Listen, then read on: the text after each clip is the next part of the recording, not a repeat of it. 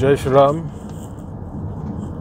రేపు బక్రీద్ సందర్భంగా ఎన్నో చోట్ల అక్రమంగా ఆవులని మరి కోడలని అక్రమంగా సుప్రీంకోర్టు ఆర్డర్లను బేఖాతరు చేస్తూ మరి ఎన్ని చోట్ల వీటిని చంపే ప్రయత్నం చేయడం జరుగుతుంది.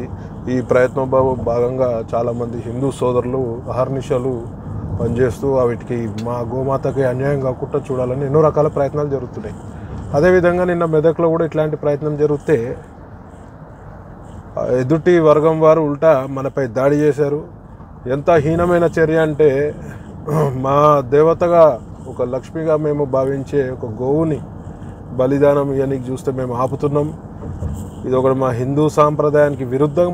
అది కాకుండా సుప్రీంకోర్టు గైడ్లైన్స్ కూడా క్లియర్గా ఉన్నా కూడా మరి ఇతర పార్టీలో ఉన్న హిందువులు కూడా సపోర్ట్ చేస్తూ ఈ యొక్క క్రూరమైన చర్యకి హిందువుల మనోభావాలని కించపరిచే విధంగా, వాళ్ళ యొక్క సెంటిమెంట్లకు భగ్నం కలిగే విధంగా బిహేవ్ చేస్తున్న అందరికి కూడా ఒక తీవ్రమైన హెచ్చరింపు తెలియజేస్తున్నా.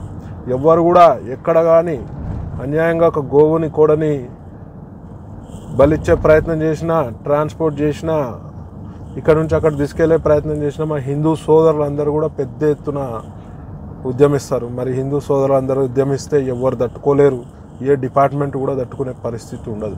ఇవాళ కాంగ్రెస్ గవర్నమెంట్ వచ్చినాక ఏమైనా తగ్గుతాయి అనుకున్నా నేను. గత ప్రభుత్వం చేసిన పొరపాటే ఈ ప్రభుత్వం చేస్తుంది.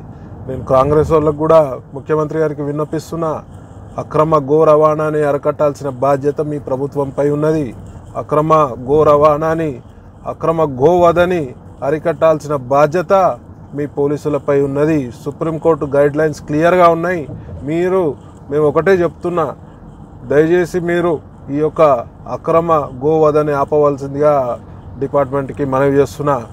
ఇంకా ముఖ్యమైన విషయం ఏంటంటే, నిన్న మెదక్లో మన సోదరుడి కోరికి స్టాబింగ్ జరిగింది. కత్తిపోట్లు పొడిచడం జరిగింది ఇతర వర్గం వారు. మరి వీళ్ళు ఎంత క్రూరంగా మరి మరణాయుధాలని వెంబడబెట్టుకొని తిరుగుతుర్రంటే దీని ఇంకా ఎంత పెద్ద కుట్ర ఉందనేది మనం అర్థం చేసుకోవాల్సిన విషయం. ప్రతి ఒక్క హిందూ సోదరుడు ఇంకా 2 రోజులు ఉంది, ఇక్కడ కూడా అక్రమ గోవధ జరిగినా ఆపాల్సిందిగా మనవి చేస్తూ, నా అవసరం ఉంటే డెఫినెట్గా నేను కూడా వచ్చి ఫిజికల్గా ఎక్కడికైనా వస్తాను. అందరు కూడా గోమాతను రక్షించుకోవాల్సిన బాధ్యత ఉందని చెప్పి తెలియజేస్తూ, జై శ్రీరామ్, జై హింద్.